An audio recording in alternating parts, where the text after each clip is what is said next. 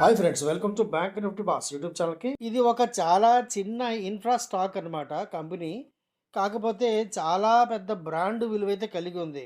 ఈ పేరు చూస్తే ఇదేదో చాలా పెద్ద బ్రాండ్ విలువ కలిగిన చాలా పెద్ద గ్రూపుకు చెందిన స్టాక్ ఏమో అనిపిస్తుంది. కాకపోతే ఆ గ్రూపుకి ఈ స్టాక్‌కి ఎటువంటి సంబంధం అయితే లేదు. కేవలం అక్షరాలు మాత్రం కలుస్తాయి అంతవరకే. అంతకు మించి ఒక అతి పెద్ద గ్రూపుకును దీనికి ఎటువంటి సంబంధం అయితే లేదు. కాకపోతే చాలా, చాలా, చాలా మంచి భవిష్యత్తు అయితే కలిగి ఉందని చెప్పొచ్చు. ఎందుకంటే ప్రతి చిన్న పెన్నీ స్టాకు కూడా మనం రూ. 1 కొంటే రూ. 100, రూ. 1000, కోట్లు, కోట్లు అవ్వదు కానీ చిన్నగా ఉన్నప్పుడు, చాలా చిన్నగా ఉన్నప్పుడు కొనడం అనేది ఉత్తమం కదా! సో, చాలా మంచి భవిష్యత్తు ఉన్న ఈ చిన్న కంపెనీ చేతిలో మాత్రం చాలా మంచి మంచి ఆర్డర్‌లయితే ఉన్నాయి. ఆర్డర్‌లంటే పెద్ద పెద్ద ప్రాజెక్ట్స్ వేల కోట్ల రూపాయలు, లక్షల కోట్ల రూపాయలు పెట్టుబడి పెట్టే స్తోమతయితే ఈ చిన్న చిన్న కంపెనీలకి ఉండదు. ఎందుకంటే చిన్న కంపెనీలకి చాలా పెద్ద ప్రాజెక్ట్ ఫైనాన్స్ దొరకడం కూడా చాలా చాలా కష్టం. కాకపోతే చాలా పెద్ద కంపెనీలు ఏదైతే ఉంటాయో ఇన్ఫ్రా కంపెనీసు, ఈ ఎల్&టీ లాంటి కంపెనీస్ ఏవైతే ఉంటాయో ఆ కంపెనీలన్నీ కూడా సబ్ కాంట్రాక్టింగ్ ఇస్తాయి చాలా వరకు కూడా. ఇటువంటి చిన్న చిన్న కంపెనీలకి పెద్ద పెద్ద కంపెనీల నుండి అంటే అవి చేసే పెద్ద కంపెనీలు చేసే ప్రాజెక్టుల్లో వీళ్ళకి చిన్న చిన్న వాటాలు, చిన్న చిన్న ప్రాజెక్ట్స్, చిన్న చిన్న కాంట్రాక్టులు దక్కుతుంటాయి అనమాట. అందువల్ల ఈ కంపెనీలకి చాలా మంచి భవిష్యత్తు అయితే ఉంటుంది. ఎందుకంటే పెద్ద కంపెనీలు కేవలం ప్రాజెక్టులు సాధించడం మీద దృష్టి పెడితే ఇటువంటి చిన్న చిన్న కంపెనీలకి మంచి అద్భుతమైన ఆర్డర్ బుక్ అయితే దొరుకుతూనే ఉంటుందన్నమాట. సో, ఈ కంపెనీ చూడండి పెద్ద పెద్ద మెగా ప్రాజెక్ట్‌లో చాలా చిన్న చిన్న కాంట్రాక్ట్‌లు పొందిందని చెప్పొచ్చు. హైవేల నిర్మాణంలో ఉంది. అలాగే బ్రిడ్జెస్, రోడ్ ఇన్ఫ్రాస్ అలాగే పెద్ద పెద్ద మల్టీ స్టోరీ బిల్డింగ్స్‌లో ఇటువంటి చిన్న చిన్న కంపెనీలయితే కాంట్రాక్ట్స్ తీసుకుంటా ఉంటాయన్నమాట.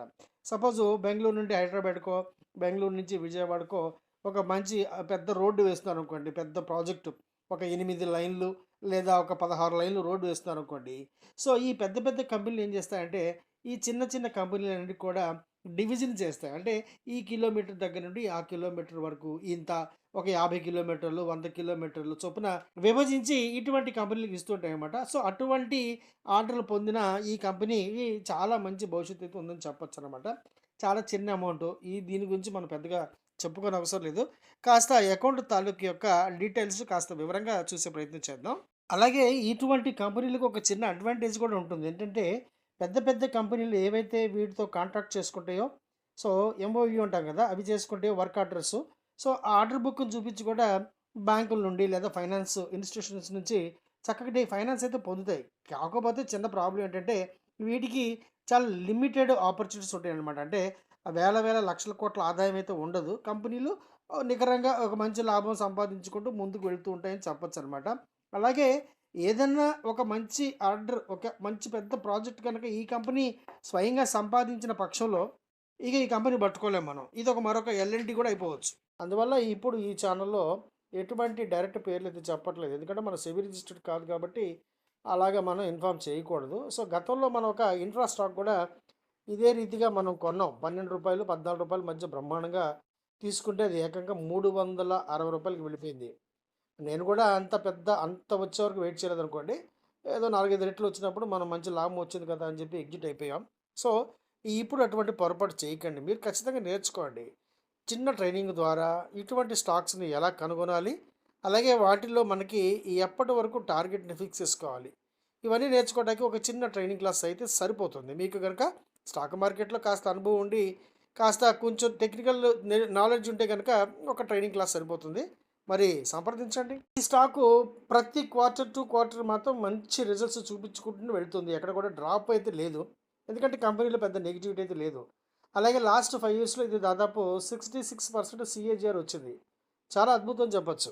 సో, ఇంత మంచి గ్రోత్ ఉన్న స్టాక్‌ని మనం కొనకుండా ఎలా ఉంటాం చెప్పండి?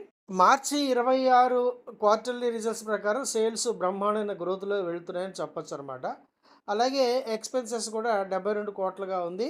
అలాగే టోటల్‌గా చెప్పాలంటే ఆపరేటింగ్ ప్రాఫిటు బానే పెరిగిందని చెప్పొచ్చు. 12,10,00,000గా ఉంది. సో, ప్రాఫిట్ బిఫోర్ టాక్స్ కూడా పర్వాలేదు. ఎందుకంటే పెద్ద వేరియేషన్ ఏం లేదు. ముఖ్యంగా చెప్పాలంటే పెద్ద భయపడేంత ఫిగర్స్ ఏం కాదు ఇవి. ఓకే. ఒక 8,18,00,000గా ఉందన్నమాట. సో, ఓవరాల్‌గా నెట్ ప్రాఫిట్ కూడా స్టడీగా ఉందని చెప్పొచ్చు. కాకపోతే కొంచెం లైట్‌గా డ్రాప్ అయింది. No problem. అది యాజ్ ఇట్ ఈస్‌గా ఉందని చెప్పొచ్చు. దగ్గర దగ్గర 6 కోట్లుగా ఉంది. సో, క్వార్టర్లీ రిజల్ట్స్ కూడా బాగున్నాయి. పీ అండ్ ఎల్ ఒకసారి చూద్దాం. అది కూడా బ్రహ్మాండంగా ఉంది. సేల్స్ ప్రకారం చూసుకున్నా కూడా మంచి గ్రోత్ అయితే ఉంది. 208 కోట్లుగా ఉన్నది 256 కోట్లుగా అయిపోయింది. అంటే 25, 26 బ్యాలెన్స్ షీట్‌లో. అలాగే ఎక్స్‌పెన్సెస్ ప్రొపోర్షనేట్‌గా పెరిగిందని చెప్పొచ్చు. పర్వాలేదు, నో ప్రాబ్లమ్. ఎందుకంటే ఆపరేటింగ్ ప్రాఫిట్ బ్రహ్మాండంగా పెరిగింది. 33 కోట్లుగా ఉన్నది 38 కోట్లుగా అయింది. అలాగే ప్రాఫిట్ బిఫోర్ టాక్స్ చూడండి 22 కోట్లుగా ఉన్నది 28 కోట్లుగా అయింది. అలాగే నెట్ ప్రాఫిట్‌లో పెద్ద వేరియేషన్ ఏం లేదు. లాస్ట్ టైమ్ ఒక 16, 18 కోట్లుగా ఉన్నది. ఇప్పుడు 19 కోట్లయింది. No problem. So, balance sheet, P and L కూడా పర్ఫెక్ట్‌గా ఉన్నాయని చెప్పొచ్చు. పెద్దగా వర్రీ అయితే లేదు. క్యాష్ ఫ్లో పెద్ద ఆకర్షణీయంగా ఏం లేదు. నిజం చెప్పాలంటే మార్చి 26లో మైనస్ ₹1,00,00,000 వెళ్ళింది. సో, అంతకుముందు అంటే మార్చి 25 క్యాష్ ఫ్లో పర్లా బానే ఉంది. 23 కోట్లుగా ఉందన్నమాట. సో, అటువంటిది ఇప్పుడు మైనస్ అంటే ₹1,00,00,000 నష్టంలో ఉంది కాబట్టి ఇది పెద్ద వర్రీ ఏం కాదు. ఎందుకంటే బిల్స్ కొంచెం పెండింగ్‌లోనే పడుతూ ఉంటాయన్నమాట. బిల్స్, ఇన్స్‌పెక్షన్స్ ఇవన్నీ ఉంటాయి కాబట్టి అవి అయిన తర్వాతే వీటికి పేమెంట్స్ అనేవి రిలీజ్ అవుతాయన్నమాట. సో, బిల్స్, రిసీవబుల్స్ కొంచెం అంత అంత ఆకర్షణీయంగా అయితే లేదు. రేషియోస్ గురించి పెద్దగా మాట్లాడుకోవాల్సిన అవసరమే లేదు. అవన్నీ కూడా క్యాష్ ఫ్లోని బట్టి, ఇతర డీటెయిల్స్‌ని బట్టి జనరేట్ అవుతాయి కాబట్టి వాటికి పెద్ద ప్రాముఖ్యత ఇవ్వాల్సిన అవసరం లేదు. ప్రమోటర్ యొక్క షేర్ హోల్డింగ్ ప్యాటర్న్ ఏదైతే ఉందో అది స్టడీగానే ఉందని చెప్పొచ్చు. అది దాదాపు 31% ఉంది. సో, పర్వాలేదు. ఉండవలసిన బెంచ్ మార్క్ 45 ఉందనుకోండి. మనకి చాలా కంఫర్టు. అటువంటిది కొంచెం స్లైట్‌గా తగ్గింది కాబట్టి పెద్దగా వర్రీ ఏం అవ్వాల్సిన అవసరం లేదు. ఎందుకంటే ఇదేమీ ₹1000 స్టాక్ కాదు కదా! అందువల్ల ఇటువంటి విషయాలు మనం లైట్‌గా తీసుకోవాలి. ఎఫ్ఐఎస్ పార్టిసిపేషన్ బాగా పెరిగింది. ఈ మధ్య కాలంలో బాగా పెరిగింది. అంతకుముందు అసలు లేదు. 2025లో 0.03% ఉన్నది. ఇప్పుడు 0.69% అయిందంటే వీళ్ళు అంటే ఎఫ్ఐఎస్ నెమ్మది నెమ్మదిగా బై చేస్తున్నారని చెప్పొచ్చనమాట. ఎఫ్ఐఎస్ ఎంట్రీ ఉంది అంటే స్టాక్‌లో కాస్త మంచి అవకాశాలు ఉంటేనే వాళ్ళు ఫిల్టర్ చేసి ఎంట్రీ తీసుకుంటారు తప్ప అనవసరంగా ఇన్వెస్ట్‌మెంట్ అయితే చెయ్యరు. ఈ డిఐఎస్ కూడా స్లైట్‌గా స్టార్ట్ అయ్యారని చెప్పొచ్చు. అంతకుముందు ఎప్పుడూ లేదు. అటువంటిది ఇప్పుడు 0.01% అంటే ఇప్పుడే ఒక అడుగేశారని చెప్పొచ్చనమాట. సో, అందరికంటే పబ్లికే కాస్త నమ్మకంగా ఉన్నారు ఈ కంపెనీ పట్ల. దాదాపు 68.35% ఉన్నారు. ఎందుకంటే చిన్న స్టాక్ గదా! పెన్నీ స్టాక్ కాబట్టి కాస్త నమ్మకం ఉంటుంది. పెద్ద అమౌంట్స్ ఇన్వెస్ట్ చేయకూడదు కాబట్టి రిటైలర్స్, చిన్న చిన్న ఇన్వెస్టర్స్ కొంచెం ఎక్కువగా కొంటున్నారని చెప్పొచ్చు. నంబర్ ఆఫ్ షేర్ హోల్డర్స్ గ్రాడ్యువల్‌గా పెరుగుతున్నారు చూడండి. సెప్టెంబర్ 2025లో కేవలం 4,412 మంది ఉంటే, డిసెంబర్ 2025లో 7,751 అయ్యారు.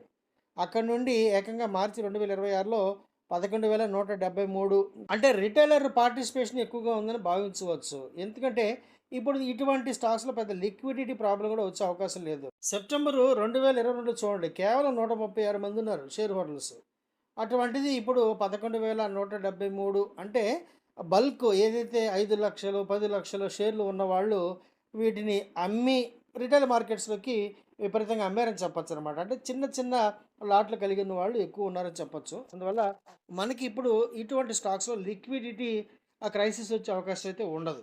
సో, ప్రతిసారి చెప్తూనే ఉంటాననమాట. పెన్నీ క్యాప్ స్టాక్స్‌లో ఇన్వెస్ట్‌మెంట్ ఎప్పుడు కూడా 100% రిస్క్ తీసుకున్నప్పుడు మాత్రమే మనం ఇన్వెస్ట్‌మెంట్ చేయాలి. అంతేగాని చూసిన ప్రతి ఇన్వెస్ట్‌మెంట్ చేసిన ప్రతి స్టాకు కూడా కోట్ల కోట్ల రూపాయలైతే అయిపోకూడదు. అందుకే ఈ స్టాక్ మీద భారీ నమ్మకాలు పెట్టుకొని మీరు లక్షల లక్షలు పెట్టుబడి అయితే పెట్టకూడదు. కేవలం ఒక ₹5,000 పెట్టుకోవాలి. పోతే పోయింది, వస్తే వచ్చింది అన్నట్టు కూర్చోవాలి. పెరుగుతున్న క్రమంలో ఒక పద్ధతిగా స్టాకు పెరుగుతుంది అని మీరు గమనించగలిగితే ఇన్వెస్ట్‌మెంట్ ప్రపోర్షనట్‌గా పెంచుకోవాలి. పెరగగానే మళ్ళీ ₹1,00,000 పెట్టకూడదు. అలా పొరపాటున అర్థం చేసుకోకండి. పెరుగుతూ ఉన్నప్పుడు క్రమానుగతంగా అంటే సిస్టమాటిక్ ఇన్వెస్ట్‌మెంట్ చేసుకుంటూ వెళ్ళాలి. అంతే తప్ప కనిపించింది ఈ వీడియో బాగుంది, బాగా చెప్పారని చెప్పేసి బ్రహ్మాండమైన ఇన్వెస్ట్‌మెంట్ పెట్టి మళ్ళీ నాకు మెసేజ్‌లు పెట్టకండి. సార్ మీరు చెప్పారు, ఈ స్టాక్ మీరు చెప్పింది అర్థమైపోయింది, మేము కొనేసాము, ఇప్పుడు ఏం చేయమంటారని అడగండి. స్టాక్ యొక్క పేరు నేను చెప్పలేను. ఎందుకంటే నేను సెబీ రిజిస్టర్డ్ కాదు కాబట్టి మనం ఏది కూడా రికమెండ్ డైరెక్ట్‌గా చేయకూడదు. అదొకటి. రెండవది ఒకవేళ మీకు అర్థమైనా కూడా ఇన్వెస్ట్‌మెంట్ చేసినా కూడా వచ్చే లాభ నష్టాలకి నాకు ఎటువంటి సంబంధం అయితే లేదు. వెబ్‌సైట్స్ ద్వారా, నాకున్న పరిజ్ఞానం ద్వారా, నాకున్న ఆసక్తి మేరకు ఈ వీడియో మీకు రూపొందించి ప్రజెంట్ చేశాను తప్ప, ఎక్కడా నేను మిమ్మల్ని ఈ స్టాక్‌ను కొనమని రికమెండ్ చేయబోవటం లేదు. దయచేసి గమనించండి. ఈ వీడియో మీకు నచ్చిందా? నచ్చితే గనుక తప్పకుండా లైక్ చేయండి, షేర్ చేయండి. రెగ్యులర్‌గా మంచి కంటెంట్ పొందడం కోసం మర్చిపోకుండా మన ఈ యూట్యూబ్ ఛానల్‌ని సబ్స్క్రైబ్ చేసుకోండి. అలాగే నోటిఫికేషన్ ఆన్‌లో పెట్టుకోండి. అలాగే మీకు గనక స్టాక్ మార్కెట్ పట్ల ఎటువంటి ఆసక్తి ఉన్నా కూడా స్టాక్ మార్కెట్‌లో ఉన్న 4 సెగ్మెంట్‌లో ఖచ్చితంగా ట్రైనింగ్ అయితే తీసుకోండి. చక్కగా ప్రొఫెషనల్‌గా ట్రేడ్ చేయటం అలవాటు చేసుకోండి. నమ్మకంగా, ధైర్యంగా ట్రేడింగ్ అయితే చేసుకోండి ఫ్రెండ్స్.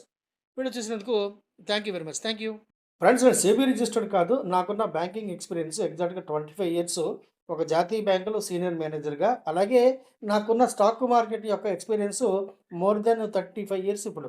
ఈ ఎక్స్‌పీరియన్స్‌లో నేను చూసిన, నేను పడిన అనేకమైన కష్టాల నుండి, నష్టాల నుండి నేర్చుకున్న గుణపాఠాల ద్వారా, నాకు నేనుగా స్వంతంగా డెవలప్ చేసుకున్న అనేకమైన టెక్నికల్స్ ద్వారా నేను మీకు ఎడ్యుకేషన్ మరియు లెర్నింగ్ పర్పస్‌లో నేర్పించే ప్రయత్నం మాత్రమే చేస్తున్నాను. సో, స్టాక్ మార్కెట్‌లో ఇన్వెస్ట్‌మెంట్‌కి దాదాపు ప్రతి సెగ్మెంట్ కూడా ఎంతో కొంత రిస్క్ అయితే ఉంటుంది ప్రపోర్షనేట్‌గా. అలాగే ఆప్షన్స్ 100% రిస్క్‌ని కలిగి ఉంటాయి. ఇవన్నీ దృష్టిలో పెట్టుకొని వీటికి సిద్ధపడితేనే మార్కెట్‌లోకి ఎంట్రీ తీసుకోండి. నచ్చితే గనుక ఇక్కడ ఉన్న టెలిగ్రామ్ ఛానెల్ యొక్క లింక్ ద్వారా నన్ను సంప్రదించి వివరాలు పొందండి. లైక్ చేయటం మర్చిపోకండి. కంటెంట్ నచ్చితే మాత్రం సబ్స్క్రైబ్ చేసుకోండి. వీడియో చూసినందుకు once again thank you very much. Thank you.